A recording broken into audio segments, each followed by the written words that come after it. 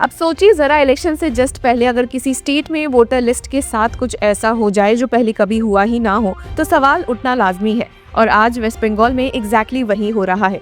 SIR सिर्फ एक routine administrative exercise नहीं लग रही, बल्कि एक ऐसी प्रोसेस बन चुकी है जहां इंटेंशन, टाइमिंग एंड मेथोडोलॉजी तीनों पर सीरियस डाउट्स खड़े हो रहे हैं। और सबसे शॉकिंग बात यह है कि इस बार सुप्रीम कोर्ट तक जो मुद्दा पहुंचा है वो किसी MP या MLA का नहीं, बल्कि एक सिटिंग चीफ मिनिस्टर का है। CM ममता बनर्जी खुद इलेक्शन कमीशन ऑफ इंडिया के खिलाफ अब सुप्रीम कोर्ट जा पहुंची है। जी हाँ व्यूअर्स, आपने सही सुना। और जब एक CM ये कहे कि इलेक्टोरल प्रोसेस के साथ जानबूझकर मैनिपुलेशन हो रही है, वो भी इलेक्शन से ठीक पहले, तो उसे लाइटली नहीं लिया जा सकता। अब सुप्रीम कोर्ट की तरफ से क्या बड़ा एक्शन लिया गया है, वेस्ट बंगाल CM ममता बनर्जी का नेक्स्ट स्टेप क्या है, चलिए सब कुछ इस वीडियो में एक्सप्लोर करते हैं। Hello law lovers and justice seekers, welcome to law Chakra. हम आपके लिए लेकर आए हैं कुछ बहुत ही exclusive. Introducing law Chakra prime membership, जो आपको देगा exclusive access like never before. बनिए लॉ चक्रा की प्राइम मेंबर और अनलॉक कीजिए full potential of legal knowledge. अभी ज्वाइन कीजिए। अब वेस्ट बंगाल में चल रहे स्पेशल इंटेंसिव रिवीजन टेक्निकली एक एक्सरसाइज है जिसमें इलेक्टोरल रोल्स को अपडेट किया जाता है।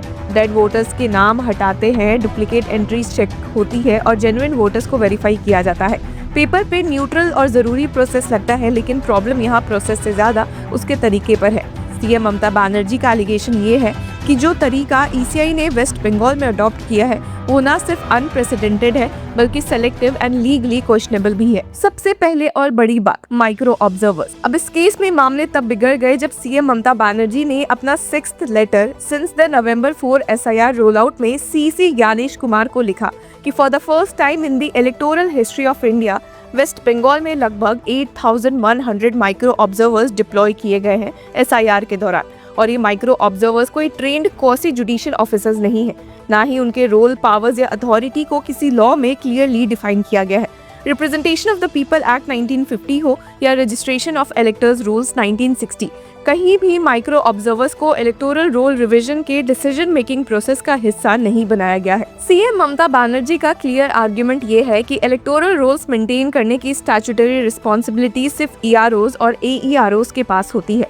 ये ऑफिसर्स क्लेम्स और ऑब्जेक्शन सुनते हैं, डॉक्यूमेंट्स वेरीफाई करते हैं और इंक्लूजन या डिलीशन पर फाइनल ऑर्डर्स पास करते हैं। और ये काम क्वासी जुडिशियल नेचर का होता है। इसमें कोई भी पैरेलल अथॉरिटी बिना लॉ के इंटरवेन नहीं कर सकती। इसी कंटेक्स्ट में उन्होंने लिखा कि in the absence of any statutory amendment or valid rule making under Articles 327, 328 of the Constitution, the ECI cannot create or empower a parallel cadre of observers to intervene in this quasi-judicial process। और इन्हीं सबको ध्यान में रखते हुए कि ये सिर्फ एडमिनिस्ट्रेटिव टसल नहीं रही, मैटर सुप्रीम कोर्ट तक पहुंच चुका है। जनवरी 28 को CM ममता बनर्जी ने खुद सुप्रीम कोर्ट में रिट पिटिशन फाइल की है इलेक्शन कमीशन ऑफ इंडिया और स्टेट CEO के खिलाफ। ये रेयर है कि एक सिटिंग CM डायरेक्टली ECI को चैलेंज करे। इससे पहले TMC MP डेरेक ओब्रायन भी सुप्रीम कोर्ट पहुंच चुके थे, ये कहकर कि ECI इनफॉर्मल इंस्ट्रक्शंस दे रही है इलेक्टोरल ऑफिसर्स को जो लॉ के थ्रू नोटिफाई नहीं की गई है, और उनकी तरफ से सीनियर एडवोकेट कपिल सिब्बल मौजूद थे। अब सुप्रीम कोर्ट में CJ सूर्यकांत और जस्टिस जॉय माल्या बागची की बेंच ने पहले ही ECI को अ स्ल्यू ऑफ डायरेक्शंस दी थी ताकि लॉजिकल डिस्क्रिपेंसी लिस्ट में जो लोग हैं उनका वेरिफिकेशन स्मूथ और ट्रांसपेरेंट हो। लेकिन सीनियर एडवोकेट कपिल सिब्बल ने कोर्ट के सामने ये बात भी रखी थी कि ECI उन डायरेक्शंस को फॉलो नहीं कर रही। इसी बैकड्रॉप में CM ममता बनर्जी का सुप्रीम कोर्ट जाना और ज्यादा वेट कैरी करता है। इंटरेस्टिंगली उसी दिन जब CM ममता बनर्जी की प्ली फाइल हुई, सुप्रीम कोर्ट ने ये भी कहा कि वो वेस्ट बंगाल में क्लेम्स एंड ऑब्जेक्शंस फाइल करने की डेडलाइन एक्सटेंड नहीं करेंगे। यानी टेंशन दोनों तरफ से हाई है। ECI अपनी प्रोसेस पर अडिग है और स्टेट गवर्नमेंट और रूलिंग पार्टी उसे फंडामेंटली फ्लॉड बता रही है। अब इस पूरी कंट्रोवर्सी को और सीरियस बना देता है एक और point, selective application. CM Banerjee ने क्लियरली पॉइंट आउट किया कि किसी और स्टेट या यूनियन टेरिटरी में जहां SIR चल रहा है वहां माइक्रो ऑब्जर्वर्स को डिसीजन मेकिंग या बैक एंड वेरिफिकेशन के लिए डिप्लॉय नहीं किया गया। सिर्फ वेस्ट बंगाल के लिए अलग रूल्स, अलग मेथोडोलॉजी और अलग लेवल का इंटरफेरेंस। और जब एक यूनिफॉर्म सेंट्रल लॉ पूरे देश में सेम तरह से अप्लाई होना चाहिए, तो वेस्ट बंगाल के लिए entirely different set of rules क्यों? लॉजिकल डिस्क्रिपेंसी केसेस भी एक बड़ा मुद्दा बन गया है। नॉर्मली अगर इलेक्टोरल रोल में कोई लॉजिकल डिस्क्रिपेंसी होती है, age mismatch, family linkage issues, उसके लिए एक स्टैंडर्ड हियरिंग प्रोसेस फॉलो होता है।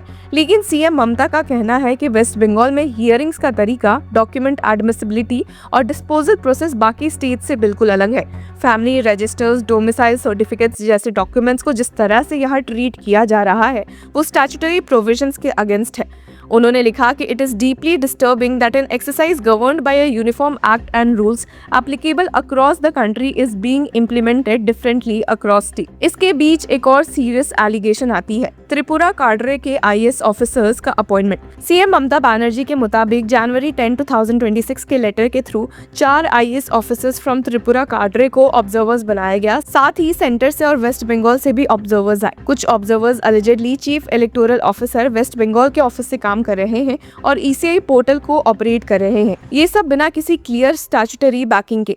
इसीलिए सीएम ममता बनर्जी ने पूछा कि are these micro observers and observers empowered under the statute to act as approving authorities or are they merely mandated to oversee the process? अब इस केस में पॉलिटिकल नैरेटिव भी बिल्कुल क्लियर है। आज waste Bengal CM Mamata Banerjee CEC Gyanesh Kumar से मिलने वाली है। दिल्ली जाने से पहले कलकत्ता एयरपोर्ट पर उन्होंने बीजेपी पर सीधा एलिगेशन लगाया। कहा कि they know they will lose in Bengal, that's why they are using SIR. उनका कहना था कि अगर बीजेपी में हिम्मत है तो पॉलिटिकल और डेमोक्रेटिक तरीके से कॉन्टेस्ट करे, इलेक्शंस कमीशन और एजेंसीज का यूज ना करे। उन्होंने ये भी क्लेम किया कि ऐसे प्रैक्टिसेस पहले भी दूसरे स्टेट्स में इलेक्टोरल आउटकम्स को अफेक्ट कर चुके हैं। इन सब के बीच एक और लेयर ऐड होती है माइक्रो ऑब्जर्वर्स की एक्चुअल फंक्शनिंग। वेस्ट बंगाल के चीफ इलेक्टोरल ऑफिसर ने खुद माइक्रो ऑब्जर्वर्स को स्ट्रिक्ट वार्निंग दी है।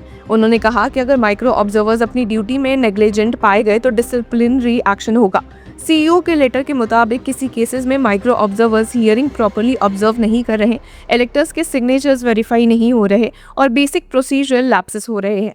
यानी एक तरफ एलिगेशन है कि माइक्रो ऑब्जर्वर्स ज्यादा पावर एक्सरसाइज कर रहे हैं और दूसरी तरफ ऑफिशियल वार्निंग है कि वो अपनी ड्यूटी भी प्रॉपर्ली नहीं निभा रहे। तो असली सवाल यही है कि क्या वेस्ट बंगाल में जो एसआईआर प्रोसेस चल रहा है वो सच में वोटर लिस्ट क्लीन करने के लिए है या फिर इलेक्शन से पहले एक पॉलिटिकल टूल बन चुका है।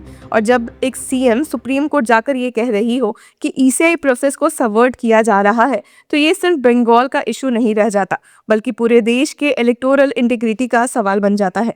तो व्यूअर्स, इस पूरे मुद्दे पर आपकी क्या राय है? Do let us know in the comment section. Until then keep following Law चक्र।